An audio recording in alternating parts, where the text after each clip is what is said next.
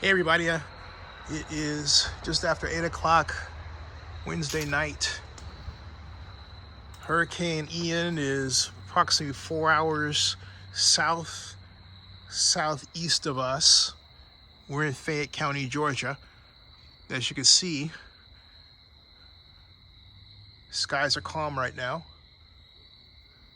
And there's no evidence of, there's a coolness in the air, but no evidence of rain or any bad weather just yet. The trees are still. The trees are still. Meanwhile, in Florida, Central Florida in particular, the state's getting battered. So this is our update. Subscribe to Zenny62 and bookmark OaklandNewsNowBlog.com. We'll see you.